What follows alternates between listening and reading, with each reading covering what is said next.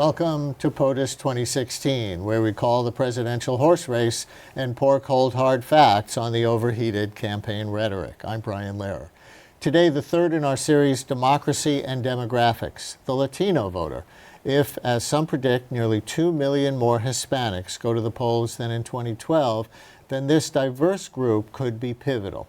We'll dig into that shortly. But first, let's watch a powerful 30-second endorsement of Hillary Clinton's past and her bright future. To answer that question in another 15 years from now, I think she's going to go down at a minimum as a great senator. I think she is a great wife to a president. And I think Bill Clinton was a great president. You know, you look at the country then. The economy was doing great. Look at what happened during the Clinton years. I mean, we had no war. The economy was doing great. Everybody was happy. A lot of people hated him because they were jealous as hell. You know, people get jealous and they hate you. No, we didn't make that up, and no, it wasn't Alec Baldwin. In fact, Trump went on to say in that 2008 interview on New York One that Hillary was unnecessarily roughed up in her campaign that year because politics can get, his word, nasty. Of course, in 2016, Hillary is to him a horse of a different color. Yes, time for the horse race. At our deadline, Real Clear Politics polling averages show Clinton with about a 4.5-point lead in the four-way race, a narrower lead than a week ago. Trump has been gaining slightly in recent polling, while Hillary's numbers have remained steady. 538's Popular Polls Plus election forecast now puts Clinton's chances of winning the election just above 80%, as Trump's chances approach 20%. Not great odds in Russian roulette, as the site's founder Nate Silver has noted, but apparently good enough for the Clinton campaign to shift attention and resources to winnable congressional races. Without at least the Senate in her corner, governing would be far more difficult. So Democrats are aiming resources at 9 close Senate contests, including 8 seats currently held by Republicans. For Democrats to win control of the Senate, the party would need to gain just 4 seats, assuming Tim Kaine becomes vice president, since the VP can exercise a tie-breaking vote in the Senate. Election Day is November 8th, but early voting is already well underway, and Democrats could be the beneficiaries, since any more October surprises from WikiLeaks that might hurt Clinton won't be reflected in the more than 12 million ballots already cast. The number of Americans voting early has been increasing with each election, and this year more than a third of voters are expected to pull the lever before what we traditionally call Election Day. Historically, early voting has helped Democrats, as they tend to be better prepared on the ground for the early push. And in a volatile year, early voting could help determine an election. Which brings us to Florida. According to a Clinton campaign report released on Monday, Latinos have nearly doubled their early voting numbers there. It's an important statistic, given that in the past, Hispanics have turned out in lower numbers than African Americans or whites compared to their percentage in the population, according to Pew Research. All right, time to dig deeper. Is there really such a thing as the Latino vote? And how important is the immigration issue compared to other priorities to citizens labeled by this catch-all phrase, Latino or Hispanic? Joining us, Adrian Carrasquillo, BuzzFeed news reporter, and Julio Ricardo Varela, political editor of the Futuro media group. Welcome, both of you. Thanks for having us. Back. Is there such a thing as the Latino voter? There is a thing as the Latino voter. Of course, it's different ethnicities and different age groups, and some people are immigrants and some people were born in this country, but altogether, I mean, that's what people always look at for during the election, the Latino vote taken together, right? So you have Cuban Americans in Florida who this cycle, there's some fights happening between Cuban American families where the older generation, they've always voted Republican, and maybe they like Trump or maybe they don't, but they've always voted Republican, they're voting for Trump. And then you have the younger ones, and I spoke to some recently who were telling me they've never voted for a Democrat, they voted for McCain, they voted for Romney, but they just don't like Trump. And you know, one girl told me, she's like 26 years old, and she said, I don't have a Hillary bumper sticker on my car, but I'm voting for her. And so that's one of the things that's emerging. And of course, Cubans in Florida, Mexican Americans are a large group across the country. Do you have a sense how Obama's normalization with Cuba is playing among this younger group? What you're seeing is there's more connections with Cuba because of the later generations. So there has been recent polling as Cubans, if we could generalize, younger Cubans are probably more open to opening diplomatic relationships with them. I'm just going to stay on this for 1 second because I've been wondering whether the Obama opening could cause more of a kind of celebration among the younger Cubans. Again, not the people who had the first-hand experience of fleeing Castro's repression, but the younger people who feel more American and may feel more worldly in that respect. Either it could be this, we're moving toward the future, I'm going to vote for the Democrat, or there could be a real backlash. I spoke with a brother and sister that they remembered the explosive Christmas dinner of 2014 when Obama had normalized relations, and like the older folks in the family were definitely against it. The younger folks were sort of mistrusting, but they thought it was a good idea. They just weren't entirely sure if the execution was being done well. But as Julio said, I mean, to simplify, it seems like the younger Cubans sort of more in supporting of opening. But they're more hardliners too. Like let's not, in the Marco Rubio generation. There's plenty That's of middle generation. Middle generation. He's sort of like 40s. There's still plenty of hard line. Never negotiate with Havana. Yeah. Never, there's a legacy. We can never forget where we came there. from. Yeah. And so that's not, is it the one reason why younger Cuban Americans are voting for Hillary Clinton? No. Absolutely not. But it does play into it. Why are younger Cuban Americans voting for Hillary Clinton? His name's Donald Trump. Yeah. I mean, I think in the end, if you look at Adrian's reporting and the reporting I've done, and when this all started, when, it's almost like it's this famous day in political Latino history was when Donald Trump... Infamous, right? When Donald Trump said those words in his campaign speech, that Mexicans, they're bringing Mexicans not sending his best people, they're bringing rapists, they're bringing criminals, and some, I assume, are good people. Yeah. That he has never been able to recover from. It's been memorized by people, basically. Right, but he was talking about those who are here illegally, and not to obsess on Cubans when there are so many different Latino groups, but would the Cubans, who are so pivotal to the outcome in Florida, be split from people who would take offense of that because they're here legally? I think this is when we get into the fact that we're talking about people that are born here, younger generation millennials, that don't like talk that is, either considered racist or xenophobic or whatever it is, right? And so, it's really interesting when people talk about, because you asked about immigration and sort of how that is as an issue, and what the Trump campaign and some Republicans were saying at that time was he's talking about people in the country illegally. He's not talking about only Mexicans, whatever. And what there has never been an answer for is when he talked about stopping remittances coming from family members in the U.S. to their family members in Mexico. He talked about that. He talked about doing that policy, and no one has explained the fact that people saw that as extremely mean-spirited, and people also saw that. And another big issue in this campaign has been that the Trump campaign has had zero presence at all on Spanish language television. And so what day in and day out for 18 months, he's basically been a villain on Spanish language television. And it's things like that people are like, well, why can't I send money back to my family? Right. And that was about who's going to pay for the wall. And he's like, well, if Mexico won't pay for the wall, then we're going to stop money. The only Spanish Donald Trump has said is bad hombres. Like his campaign has done. Debate. I mean, that's the only thing that's come out of his in the last debate. There has been very little Spanish language. There's been zero. I mean, in a lot of ways. And anything that you see in Spanish in the Trump camp comes from volunteer supporters, sort of the Latinos for Trump, Latinos with Trump camp, which is, that they've sort of done it on themselves on a shoestring. Yeah. But that makes a big difference when you're not in front of the Univisions of the world, the Telemundos of the world, and you're not being able to tell that your story, whether no matter what the message is, that's you're gonna just he's become, like Adrian said, he's become the bad hombre, the villain of Spanish language television. Is Tim Kaine a factor? He came out at the Democratic convention speaking a little bit of extended Spanish. But then in the vice presidential debate against Mike Pence, he didn't speak any Spanish. I gather since then he did an interview all in Spanish with somebody.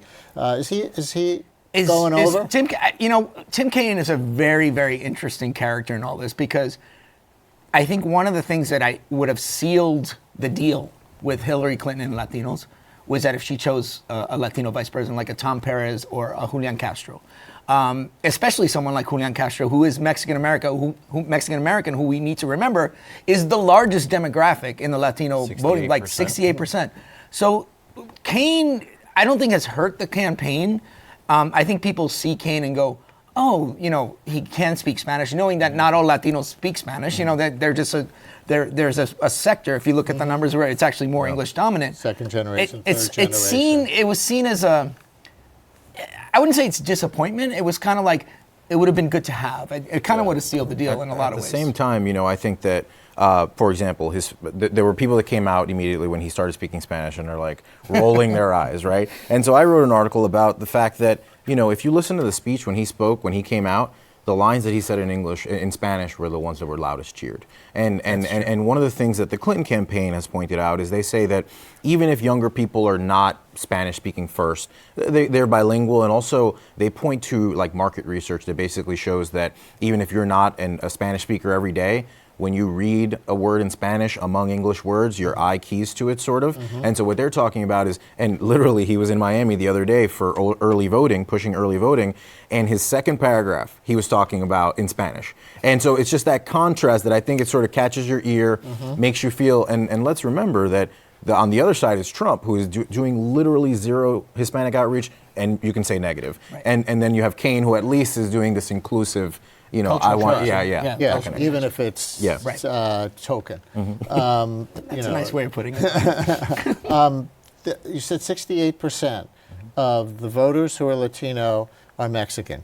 That number might surprise viewers in the Northeast, where there aren't as many Mexicans. What comes next? Do you know the other groups in a breakdown? Oh, is this like a quiz now? It's Puerto Ricans? Puerto Ricans might be 2. I know Salvadorans are like 3. Which actually you never think that Salvadorans. You never think that Salvadorans. More than is 4 now. More than Dominicans? Yeah, because They're in the Northeast you have more Puerto Ricans, more Dominicans, but in a lot of areas in Southwest, West, and middle of the country. So many Salvadorans. Yeah. Let's talk about the Puerto Ricans for a minute.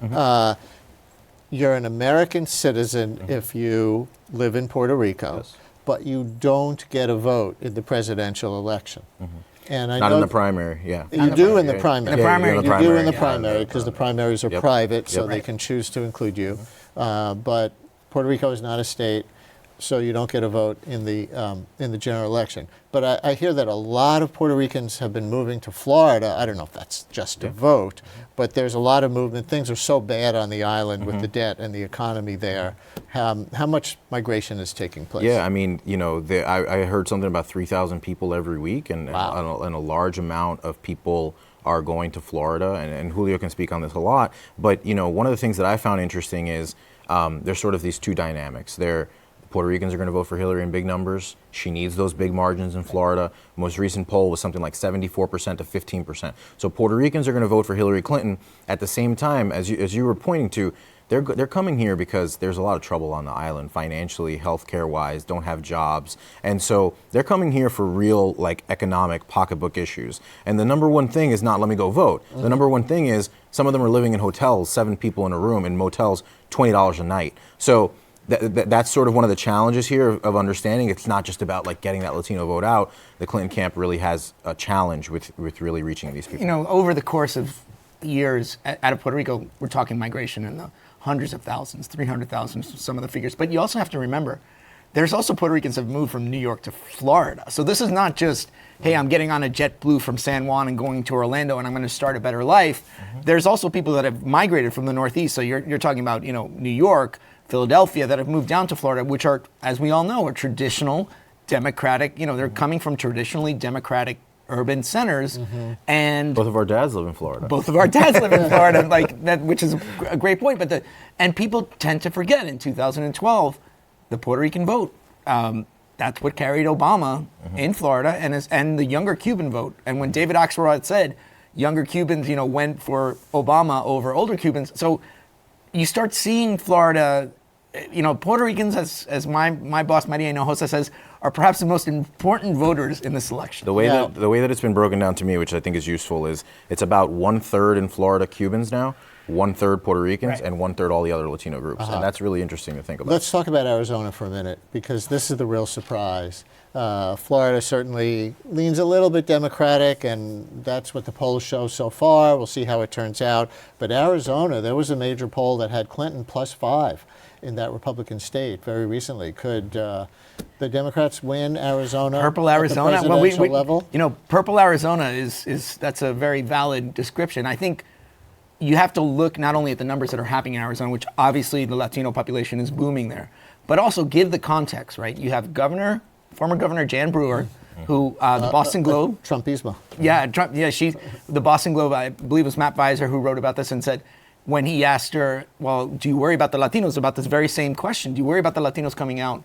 and making Arizona blue? And she's like, oh, no, Latinos don't vote. For Jan Brewer to say that, given her, for the SB 1070, and then when you look at the bill, the anti-immigrant bill, and then you look at what's happened with the feds and Sheriff Joe Arpaio, who has now been charged with contempt, there's sort of this sense in Arizona of like, we Latinos are finally going to be able to prove people like Joe Arpaio wrong. And Trump based his campaign, if you look, top surrogates, some of his top surrogates, Jan Brewer's on Trump TV first day, and Sheriff Joe Arpaio is, Arpaio had a huge role in a prime speaking spot at the convention, the Republican convention for Trump. Right. Marco Rubio, is he going to survive in Florida? I think that Marco Rubio has been doing a little bit better, and when they look at polls and after Trump's tape came out leaked and it seemed to hurt a lot of Republicans, like in Nevada, Joe Heck, who's running for Senate, it seemed to hurt a lot of the Republican candidates. Rubio seems to have enough of a cushion that he should probably be fine. There's been polls showing him up 5-6 points. He seems like he's in a little bit better shape because he's more well known. People do split the ticket in Florida, and so from my reporting, people that I spoke to, people that would vote for Hillary and vote for Rubio. So he will probably be in better shape. And even if he's, there were reports in NPR that people booed him in Central Florida when he spoke. But let's talk about Murphy for a second. I mean, the Democrat. I don't think he even realized Latinos existed in Florida until he realized he might have had a chance against Marco Rubio. So again, it's really, really difficult to just say like Republicans are anti-Latino and Democrats are because if you look at Murphy's case, at least from what I've read and what I've seen in the political reporting, is that he kind of realized maybe I do need these Puerto Ricans in Central Florida, and maybe to get a chance against Rubio, and it might have been a little bit too little, too late. I still think the funniest moment of the entire election campaign was when Chris Christie turned to Marco Rubio in that primary debate and said, "There it is again, the 25-second speech. I think it's going to haunt him. 25-second speech. That's going to haunt him for a long time." That idea of being canned, or do you think not? That's sort of mutually assured destruction that happened with both of them. But, I do hear that from people, and I hear that a lot from Latinos, and maybe some of them lean more Democrat. But, after we've seen what happened with Ted Cruz, where he endorsed Trump like 2 weeks before the tape came out, and if he just hadn't, everything would have been better. I hear a lot of stuff about that with Ted Cruz and Marco Rubio, that people just sort of feel that they're kind of like craven and just like shameless in the way that they have done things. All right. Julio, thank you very much. Always a pleasure, Brian. Adrian, stand by. We're going to bring on some additional evidence.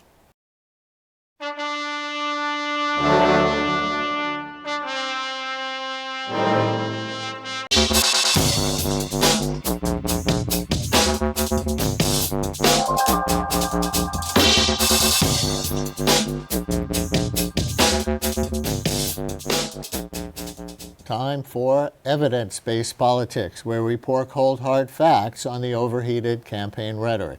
As we said earlier, in states where races are very tight this November, Latino voters could play a pivotal role. But this is also true even where the Latino population is relatively small.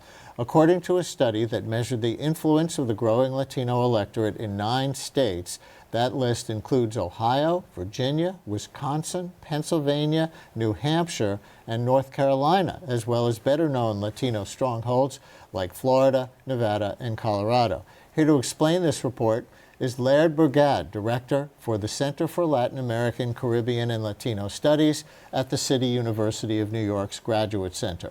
The report, done in conjunction with CNN and Espanol earlier this year, is called "Can Latinos Choose the Next President?" Let's find out. Thanks very much for joining us. And Adrian Carrasquillo from BuzzFeed is still with us. You were telling me off the air The question isn't whether Latinos vote. The question is whether Latinos are registered. Put some numbers on that. Well, the registration rate for Latinos has remained absolutely stagnant between 1992 and 2012. Only 58 to 59% of eligible Latino voters across the country registered. 1992, 1996, 2000, 2004, 2008, 2012. We will see what happens this year. And as a result of low voter registration rates, only about 48% of eligible Latino voters voted in every single election between 1992 and 2012. So the real issue here is voter registration. Now this compares to about 73% of non-Hispanic whites and non-Hispanic blacks who registered to vote in 2012.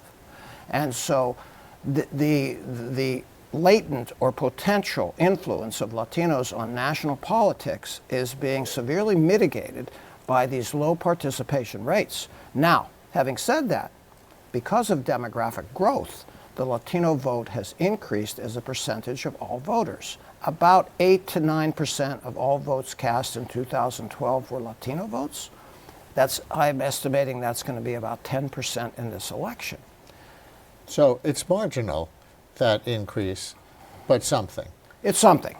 But the real thing is that we don't have national elections, as you well know. We have state-by-state elections. Exactly. So I want to put up 3 quick slides from your data, and we're going to compare 3 states. First, here's Florida. What we're seeing with the red line is the growth in the Latino population. The red or orange line, depending on how it displays on your screen. And the blue line is the Latino electorate, those who vote. It's lower, but the curve is going in a similar shape. Yes.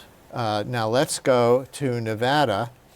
Here we see a bigger split between the growth in the population and the growth in the electorate. One more, North Carolina. Look at that population growth and look at that flat electorate. So what are we seeing here in North Carolina to start out? Well, we're seeing in North Carolina a lower rate of citizenship and a lower rate of people over the age of 18 who are citizens and thus eligible to vote.